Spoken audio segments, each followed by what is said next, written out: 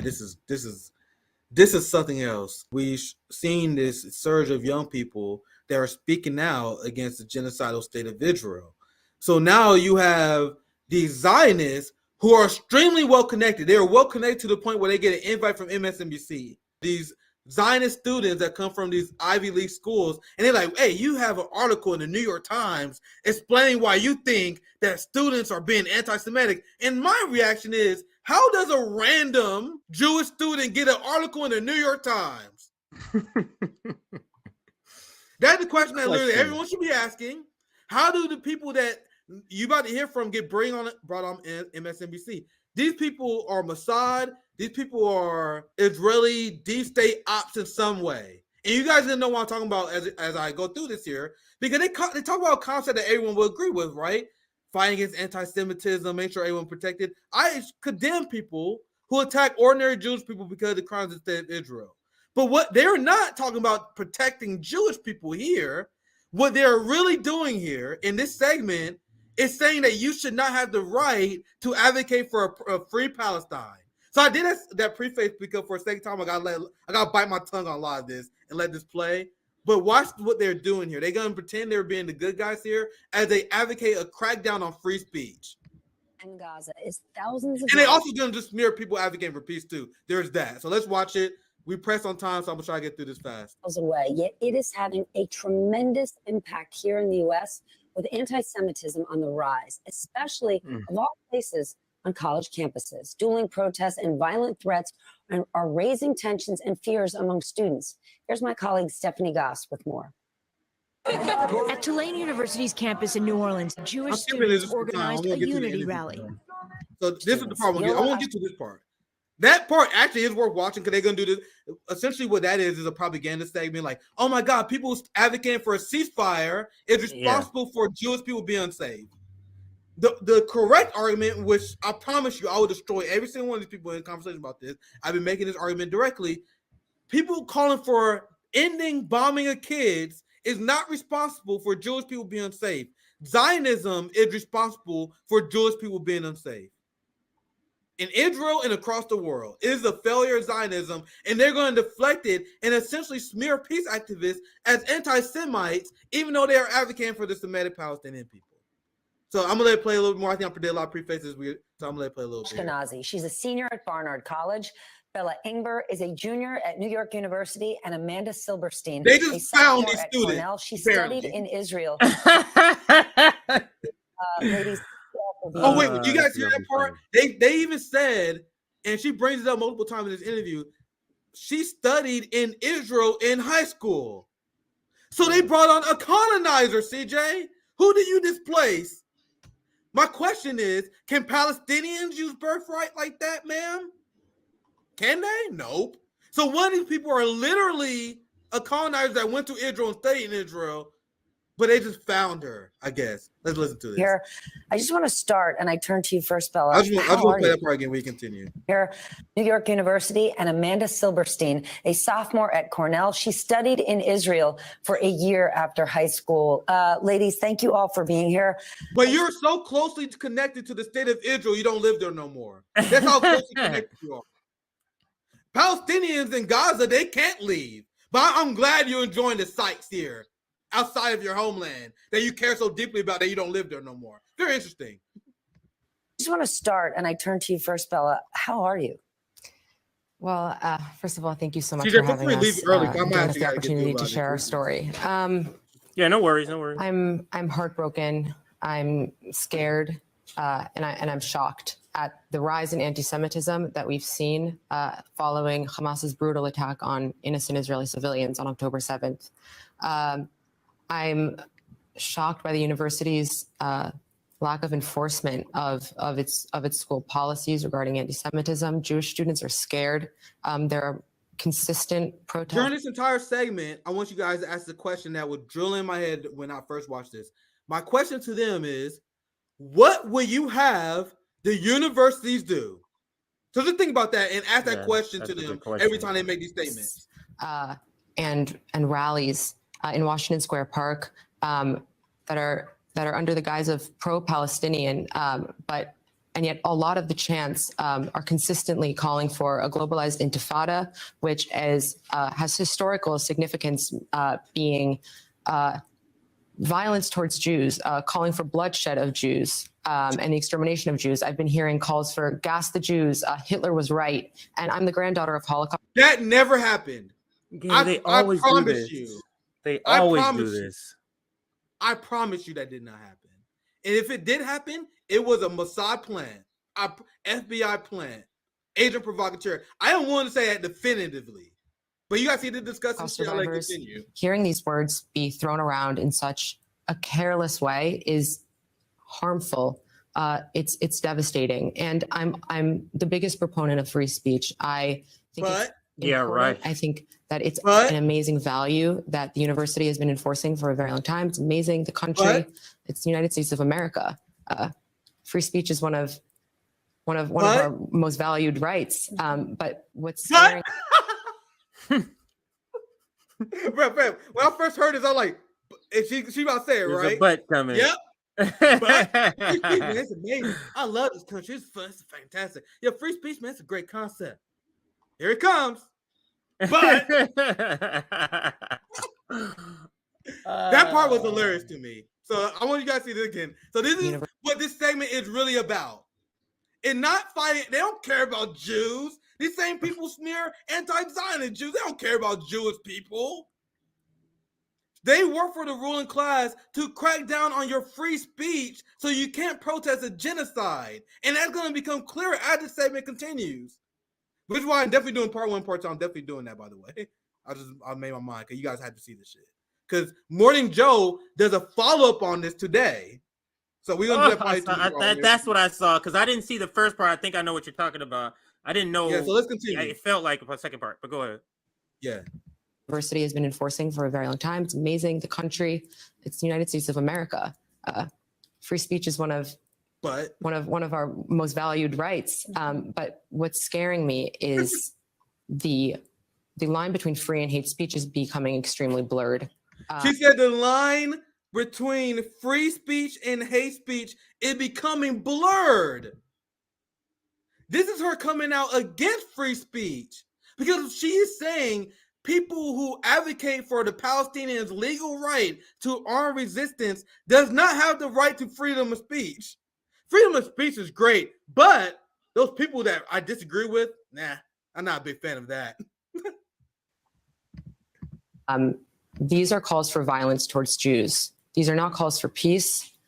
These are not calls for Palestinian rights. These are calls for the blood of Jews to be shed. And no one's calling for that. That is what is scaring me the most. And historically, it doesn't take much to spark anti-Semitism. It doesn't. We know that from the Holocaust. This is how it started, with propaganda, with anti-Semitic rhetoric, and it needs to be stopped. You guys are just college girls, right? Did you ever think, right, that you'd be back on campus? It's the fall semester. You're going to football games. You're thinking about planning spring break. That this is what your life would be like? No, not in a million years. Stop it. Stephanie Rule is the worst, man. Stephanie Rule, man. She is so like, victim. She is so that damsel in distress. You guys, you're doing so much. You're in school. You can't go on vacation. You only can get a small latte, and this is just hurting you, right? That's how she. But go ahead, Nick. I'm curious to hear more before I leave. Yeah, this part is extremely interesting because it showed the class difference. Fam, we live this shit. You know what I mean? Well, you guys know why I don't take kindly to people smearing RBN.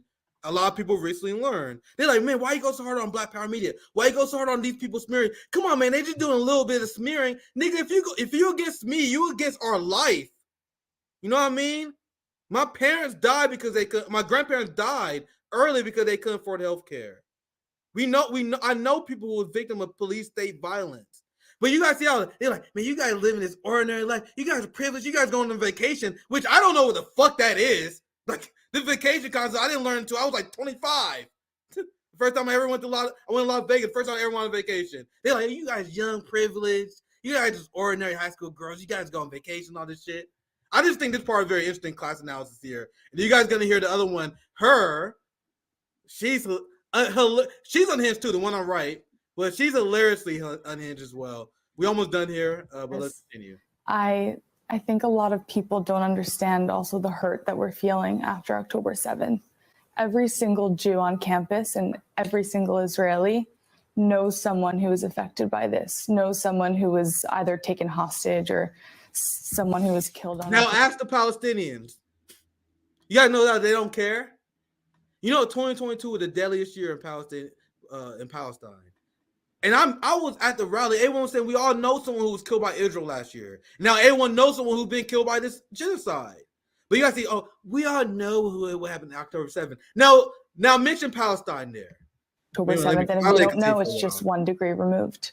And so we're all just mourning. We're all hurting. We all experienced such a great loss of life that no one at 20 or 21 or 22 years old should experience. And then to come to campus and just to hear people continuing this rhetoric of did you ever think? Can you pause it here? And then it's about final words before I go, because so she's saying they went through a horrific massacre of 1,400 people. Then they go back to college, and chance is really triggering them. Now let's look at the Palestinian side. They've watching a mass of 9,500 people is the last total I've seen, 3,000 plus children, and they're not going back to college. They're just going to the next refugee camp or the next place that's going to be bombed. And we're supposed to feel sorry for you. Yep. This is just pure cope, because Nick, in all of these segments that analyze this, you notice it's vague descriptions. It's something about Israel. They never give me the receipts. Show me what's all the beheadings that you keep saying, the rape. Show me that, because we can show you all 1,700 videos of what's happening to Palestinians. And the same thing here. Anti-Semitism is on the campus. What? Because I guarantee you, when you break down the details of what they're classifying as anti-Semitism, is people saying Israel should be gone because it's an occupying force. Yep. That is the critique that they're mad about. But they can't argue on merit, Nick, because they would end up losing on merit. That's why they have to make what you're saying. Anytime you got to make your opposition's argument different in order for you to look good, you've already lost. And that's my final word. I'm gonna get out of here. I'm gonna be watching you finish this segment. We gotta cover this tomorrow. We're gonna be back tomorrow because we got several segments tomorrow. I'm definitely doing part 2 of this segment next time we do our show, because the Morning Joe, they essentially do a follow-up on this one. It's way shorter. It's like 5 minutes. It's like condensed, unhinged shit. Like, this was just very long, drawn out. Is a condensed. They bring on random students they find, Israelis, and they come and spread Mossad propaganda. So hope you listen to this last part, because I think the next part is very telling. So hopefully you listen to that part. Nick. Because now they're going to tell the game, because you guys already seen that they equate resisting bombing babies in the Zionist genocidal regime of Israel with being anti-Semite. That's already a deadly sin. But listen what they say later, because what this entire segment is about is them criticizing your free speech rights and ultimately condemning any form of Palestinian resistance and anyone who support Palestinian resistance. So as they play victims, they were telling people to shut up and die quietly. And I see people in the comments that share the sentiment. These people are disgusting. And they were chosen for a reason. Wait till you hear the next few minutes here. Right? This hate even existed on your campus? No. I didn't. I've never encountered it. My peers in class. That's what's so extraordinary to me. I think that growing up, I heard stories. I heard horror stories. Entire towns turning on the Jews, giving up their Jews. Peers. What are you talking about? Peers that were assumed to be, faithful to their friends, loyal to their friends, their fellow, German citizens, Polish citizens, turning as soon as the blame was put on Jews, as soon as violence towards Jews began. But those were stories. So people who are advocating against bombing kids are equivalent to people who turn against the Jews in the Holocaust? You guys see how brainwashed Zionists are? Advocating for a ceasefire, advocating for a freedom of a colonized, oppressed people is similar to the Holocaust? You guys are deranged. Zionists are unhinged. This is what they teach you when you go to Israel. This is the propaganda they learned from day one. That there are secret fucking conspiracies to go after Jewish people simply because we want to free Palestine. They always the victims. Thought just your grandparents would exactly. be telling you. I'm from New York. We have one of the largest Jew populations in the world. I never thought that anti-Semitism would reach New York. And I was naive, I think. I thought these were stories. I never assumed that they would be my reality. And that is extremely devastating. And it's heartbreaking to hear my peers who are advocates always for social justice issues, advocating on behalf of minorities when Jews are called into question, when it's the Jews that are being persecuted, that are being threatened for their lives. She's so disgusting because she has nothing to say about the anti-Zionist Jewish people that are being brutalized by the Israeli state. So she is okay with joining Christians and calling anti-Zionist Jews anti-Semitic and not caring about their oppression. But you're the victim now? Here? Oh, Jesus Christ. This is the unhinged mind of the Zionists. There's silence and there's selective advocacy here. Selective advocacy. There's blindness, selective blindness, and it's heartbreaking. Amanda, are you starting to feel like diversity and inclusion, which is such an important idea for so many of us, is suddenly not including you? 100%. Come on, why can't we have a diverse thought idea? Why can't we include people who support genocide? Come on, why can't you guys be tolerant to people who are okay with Israel bombing hospitals and bombing kids? This is absurd. Why can't you guys be inclusive to a little bit of genocide? And now I think she's one of the craziest of them all. So I'm doing a lot of overtime. Make sure you guys leave us a like, man. You guys gotta subscribe to our Patreon. We're doing a long show for you guys today. I'm a little bit tired, but you guys got to see this. I mean, over the past few weeks at Cornell, there's been a surge like never before in anti-Semitic acts, in professors saying that they're exhilarated by Hamas's actions. Then even following the arrest and arraignment of a student who posted direct threats to slit the throats of Jews on campus, to throw them off cliffs, to bomb their living facilities and the only kosher dining hall on campus. Even after all of that, professors are still spreading untruths and propaganda about Israel in their classes, which directly affects our Jewish community. Professors have been showing videos about why Israel is committing genocide in their courses without substantiating it, with really any evidence. Professors are telling the truth about our genocidal state of Israel. How dare they? Oh my God. Professors are telling people that Israel is actually an apartheid state. This is unbelievable. They're not spreading our propaganda. This is anti-Semitic. Do you guys see what this is really about? Is it clear what this segment is really about now? I see CJ. I wish you was here for this, CJ. At least someone on the channel. Wait till I show you guys. Wait till we do part 2. This is what it's about. You're an anti-Semite. You're making them feel endangered when you tell them the truth about their state. The fact that Israel is a terrorist state. And I see CJ they're losing the narrative. Yeah, I see you, brother. This is what it's about. I'll let it continue. I told you she's the most unhinged one because she's the one. She gave away the game. I just want to play that part again. I'll let it continue. She's against people telling the truth. Dining hall on campus. Even after all of that, Professors are still spreading untruths and propaganda about Israel in their classes, which directly affects our Jewish community. Professors have been showing videos about why Israel is committing genocide in their courses without substantiating it, with really any evidence at all, and telling students that— Really? You guys really think professors don't have a PowerPoint? They're not showing receipts? Now, I'm a college dropout, but I've been in college before. Whether they're lying or not, they're showing the receipts. They're like, man, they just saying Israel committed genocide. Do you believe this? This is what they view as a threat. The Zionists view true, accurate speech as a threat, and they want to silence these professors.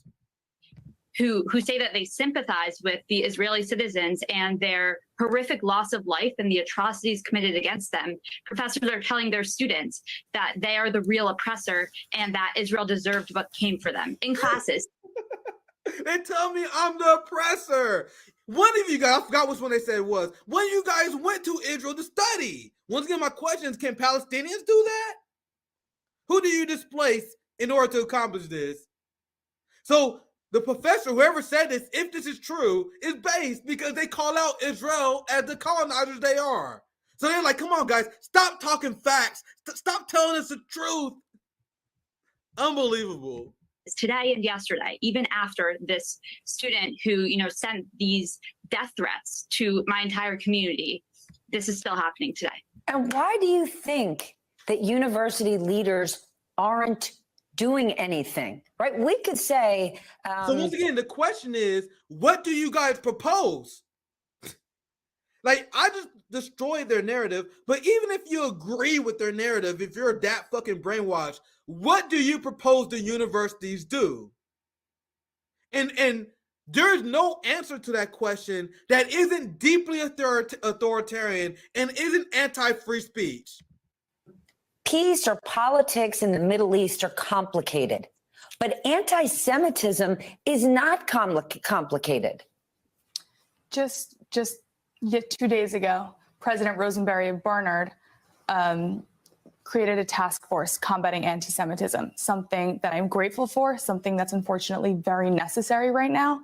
And right now, there are protesters protesting that task force, protesting an email that she wrote denouncing Hamas's actions. They think she's not doing enough to combat Islamophobia. She's not doing enough for everyone else.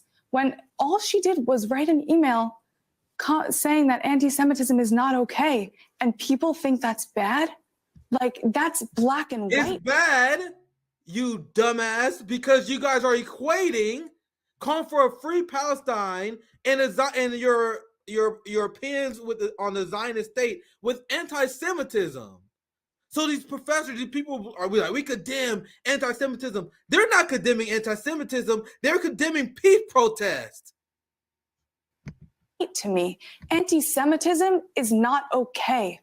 And that's it. But students on my own campus, they're politicizing this. They're making this into something that it's not.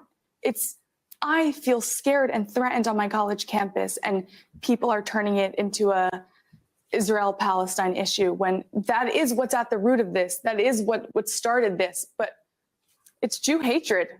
It's plain old Jew hatred. And Jew hatred. I'm so sorry.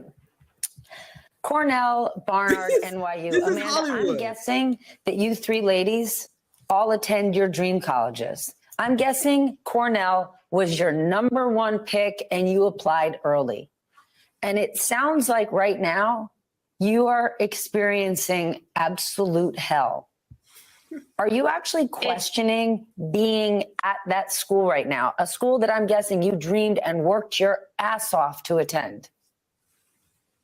It's a difficult question to answer. I mean, my sister attended Cornell about 10 years ago, and the Jewish community was very small. I think I can end it there. There's another funny part, but we're going to do part two because the whole premise of this segment, the whole point of this segment is to advocate against free speech, to equate people protesting, calling for a ceasefire and a free Palestine, a freedom for colonized people, with anti-Semitism. And when they say the college campuses are not doing enough, there was college campuses that say, we condemned it. We put out letters, we put out statements condemning the students, and that is not enough for them. So when all these Ivy League schools condemn their students, that's not enough for them. So what do you want them to do? And later in this segment, they outright say, we don't got time to get to it, but they pretty much say they want universities to ban pro-Palestinian groups. Authoritarianism. They want people's politics to go through a funnel of the professional managerial class, and they will prevent you from gathering as a group if you disagree with them politically. That is what they're calling for. And this is a very wise tweet from Kwame. Black Lives Matter made racists feel like their lives didn't matter.